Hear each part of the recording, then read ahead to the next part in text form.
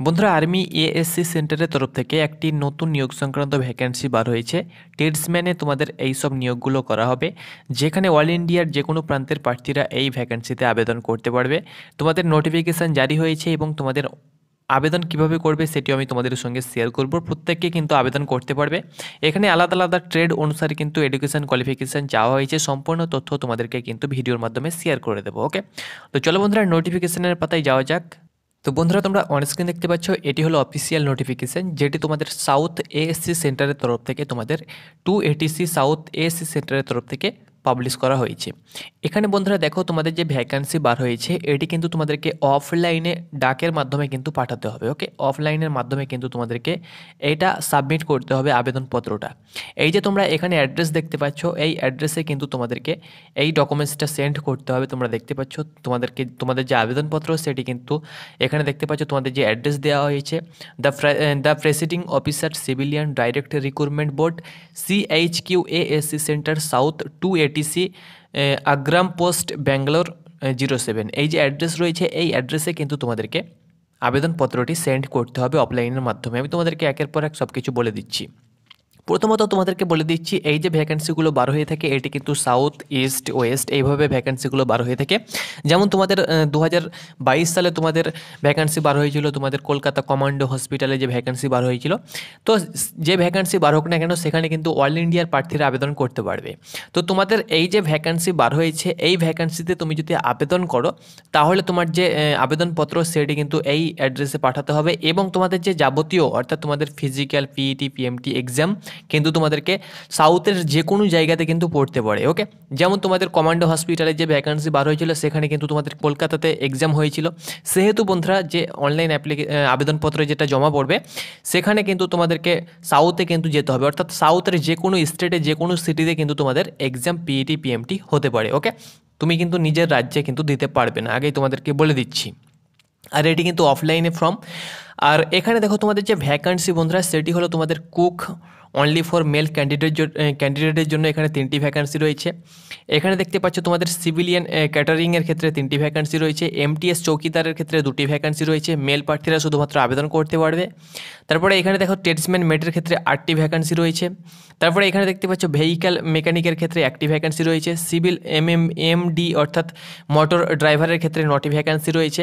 তারপরে এখানে দেখতে পাচ্ছ তোমাদের ক্লিনারের ক্ষেত্রে তোমাদের এখানে 4টি ভ্যাকান্সি রয়েছে। টোটাল কিন্তু তোমাদের 30টি ভ্যাকান্সি কিন্তু এখানে দেওয়া হয়েছে। ওকে, তার সঙ্গে সঙ্গে এখানেও কিন্তু তোমাদের আরও ভ্যাকান্সি রয়েছে, যেমন তোমাদের ফায়ারম্যান মেল ক্যান্ডিডেট, অর্থাৎ শুধুমাত্র এই যে ভ্যাকান্সিগুলো বার হয়েছে এখানে শুধুমাত্র মেল প্রার্থীদের জন্যই কিন্তু ভ্যাকান্সিগুলো বার হয়েছে। এখানে তোমাদের মূল মাইনেগুলো দেওয়া হয়েছে লেভেল 3 লেভেল 2 পর্যায়ে কিন্তু তোমাদেরকে স্যালারি দেওয়া হবে।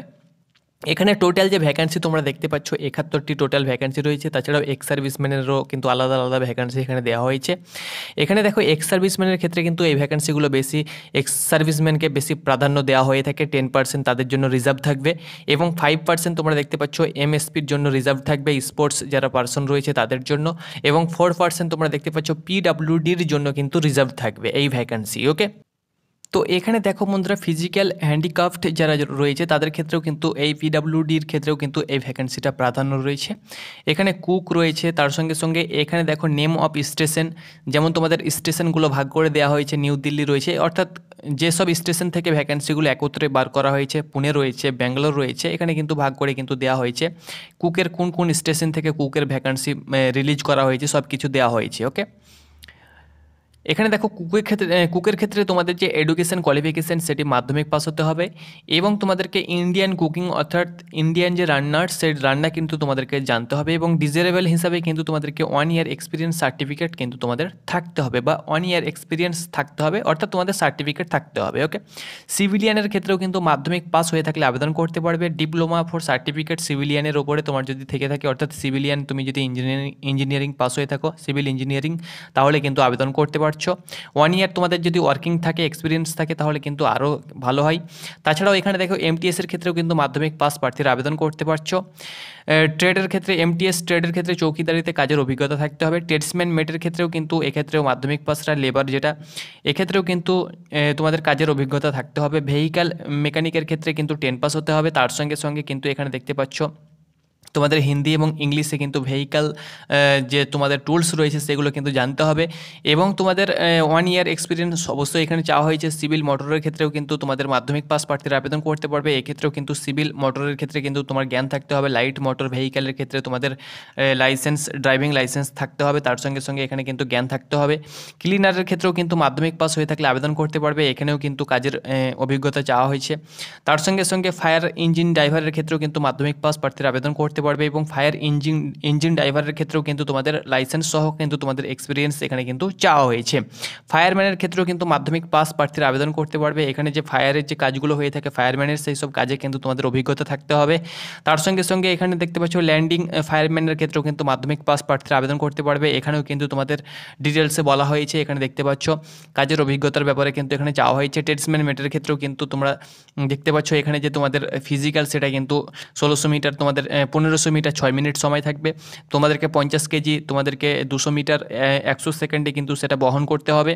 এক্স সার্ভিসম্যানের ক্ষেত্রে কিন্তু 40 বছর এখানে বয়স এবং তাদের ক্ষেত্রে কিন্তু তোমরা দেখতে পাচ্ছ 7 মিনিট 11 সেকেন্ড কিন্তু এখানে 1500 মিটার কিন্তু তাদের ক্ষেত্রে কিন্তু নেওয়া হবে এবং 50 কেজি যেটা 200 মিটার এবং 2 মিনিটে কিন্তু তাদেরকে কভার করতে হবে। এক্স সার্ভিসম্যানের ক্ষেত্রে কিন্তু এখানে ছাড় দেওয়া হয়েছে। ফায়ার ইঞ্জিন ড্রাইভারের ক্ষেত্রেও কিন্তু তোমরা দেখতে পাচ্ছ এখানে 165 সেন্টিমিটার উচ্চতা চাওয়া হয়েছে, 81.5 সেন্টিমিটার নর্মাল চেস্ট এবং তোমাদেরকে 85 তোমাদেরকে কিন্তু ফুলিয়ে করতে হবে। 50 কেজি মিনিমাম তোমাদের ওজন থাকতে হবে ফিজিক্যাল স্ট্যান্ডার্ড টেস্টের ক্ষেত্রে। এখানে আলাদা আলাদাভাবে কিন্তু তোমাদের ফিজিক্যাল মেজারমেন্টগুলো কিন্তু এখানে দেওয়া হয়েছে। এখানে দেখো তোমাদের কুক এবং ক্লিনার, তার সঙ্গে সঙ্গে ফায়ারম্যান, তার সঙ্গে সঙ্গে landing fireman, vehicle mechanic, MTS, চৌকিদার, ট্রেডসম্যান মেট এইসবে কিন্তু 18 থেকে 25 এবং তোমাদের সিভিলিয়ান মোটর ড্রাইভারের ক্ষেত্রে 18 থেকে 27 বছর কিন্তু বয়স হতে হবে। এছাড়াও যে তোমাদের এসসি এসটি হয়ে থাকলে 5 বছর তোমরা ছাড় পেয়ে যাচ্ছ এবং ওবিসি প্রার্থী হয়ে থাকলে 3 বছর কিন্তু তোমরা বয়সে ছাড় পেয়ে যাচ্ছ। এখানে তোমরা দেখতে পাচ্ছ ক্লোজিং ডেট কিন্তু তোমাদের এখানে বলা হয়েছে যে তোমাদের এমপ্লয়মেন্ট নিউজে বার হলেই 21 দিনের মধ্যে কিন্তু তোমাদেরকে অ্যাপ্লিকেশন জমা করতে হবে। অর্থাৎ তোমাদের অ্যাপ্লিকেশন কিন্তু শুরু হয়েছে, তোমাদেরকে আবেদনপত্র কিন্তু এখন থেকে জমা করতে হবে। এখানে বন্ধুরা পার্ট 1, পার্ট 2, পার্ট 3, পার্ট 4 কিন্তু দেখতে পাচ্ছ 25, 25, 25, 50, 50 এবং 25 করে কিন্তু তোমাদের পরীক্ষা হবে। 2 ঘন্টা সময় থাকবে। 25 নম্বরে 25টি তোমাদের জেনারেল ইন্টেলিজেন্স এবং রিজনিং থাকবে। 50 নম্বর তোমাদের জেনারেল অ্যাওয়ারনেস থাকবে, জেনারেল ইংলিশ থাকবে 50টি এবং নিউমেরিক্যাল অ্যাপটিটিউড থাকবে 25টি। টোটাল কিন্তু তোমাদের 100 মার্কে 150 মার্কে পরীক্ষা হবে এবং 2 ঘন্টা কিন্তু তোমাদের সময় থাকবে। হিন্দি এবং ইংলিশে কিন্তু তোমাদেরকে পরীক্ষা দিতে হবে। এখানে দেখতে পাচ্ছ ওএমআর বেসে কিন্তু তোমাদের এক্সাম হবে 0.25, অর্থাৎ 4টি প্রশ্ন ভুল করলে প্রাপ্ত নম্বর থেকে কিন্তু 1 নম্বর কেটে নেওয়া হবে। এখানে কিন্তু সিলেবাসগুলো মেনশন করে দেওয়া হয়েছে, কোন কোন চ্যাপ্টার থেকে তোমাদের কীভাবে যে কোশ্চেনগুলো করা হবে সেটা কিন্তু এখানে মেনশন করে দেওয়া হয়েছে। ওকে, তো এটি ছিল তোমাদের ডিটেলস তোমাদের বলে দিলাম। এবার তোমরা কীভাবে অ্যাপ্লিকেশন করবে সেটি আমি তোমাদেরকে বলে দিচ্ছি। এখানে কিন্তু আরও তোমাদেরকে মেনশন করে দেওয়া হয়েছে কী কী ডকুমেন্টস তোমরা সেন্ড করবে সেটাও কিন্তু এখানে বলে দেওয়া হয়েছে। তো তোমরা একবার দেখে নেবে, আমি নোটিফিকেশানটি টেলিগ্রামে দিয়ে দেবো। এবার চলো আমি তোমাদেরকে অ্যাপ্লিকেশন ফর্ম দেখিয়ে দিচ্ছি। তো তোমরা অন স্ক্রিন দেখতে পাচ্ছ এটি হলো তোমাদের এএসসি অ্যাপ্লিকেশন ফর্ম। এখানে তোমাদেরকে রিসেন্ট পাসপোর্ট সাইজ ফটো কিন্তু তোমাদেরকে সেলফ অ্যাটেস্টেড করে দিতে হবে। এটা কিন্তু তোমাদেরকে প্রথমত ফিল আপ করতে হবে, প্রিন্ট আউট করে নেবে যে কোনো অনলাইন সাইবার ক্যাফ থেকে। এখানে দেখতে পাচ্ছ প্রথমত তুমি যে পোস্টে অ্যাপ্লিকেশন করবে সেই পোস্টটা লিখতে হবে, তোমার নেম, তোমার মোবাইল নাম্বার, তারপরে তোমার মেল আইডি, আধার নাম্বার, ফাদার্স নেম, ডিওবি সব কিছু দিতে হবে। তোমার পুরো অ্যাড্রেস কিন্তু এখানে মেনশন করে দেবে। তারপরে এখানে তোমাদের এডুকেশন যে কোয়ালিফিকেশান সেটা তুমি দিবে। যদি 10 পাস হয়ে থাকো 10 পাসের পুরো তথ্য দিয়ে দেবে। 12 ক্লাস পাস হয়ে থাকলে 12 ক্লাস পাসের, অর্থাৎ 10 প্লাস বা 2 যদি হয়ে থাকো, অর্থাৎ উচ্চ মাধ্যমিক হয়ে থাকো, তাহলে কিন্তু পুরো দুটোই ডিটেলস এখানে দিতে পারো। তার সঙ্গে সঙ্গে তুমি তোমার জেন্ডার এখানে সিলেক্ট করে নেবে, মেল বা ফিমেল যেহেতু এটা ভ্যাকান্সি না সেহেতু মেলরা প্রার্থীরা এখানে মেল লিখে নেবে, এখানে মেলটা লিখে নেবে এবং এখানে তুমি যে ক্যাটাগরি সেটা কিন্তু এখানে সিলেক্ট করে নেবে এবং এখানে কিন্তু সেটা লিখে নেবে। এক্স সার্ভিসম্যান হলে থাকলে এনওসির ব্যাপারে কিন্তু এখানে তথ্য দেওয়া হয়েছে বা চাওয়া হয়েছে। এখানে তোমাদের মাল্টিপল যে ডিসেবিলিটি তোমাদের চাওয়া হয়েছে সেটা কিন্তু এখানে দিতে হবে। তার সঙ্গে সঙ্গে এটা তোমাদের ফর্মটা পুরোপুরিভাবে ফিল আপ।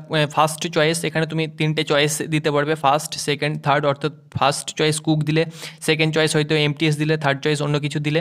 এভাবে তুমি পুরো ফর্মটি হাতে কলমে ফিল আপ করবে, নিজের সিগনেচার এখানে দিয়ে দেবে।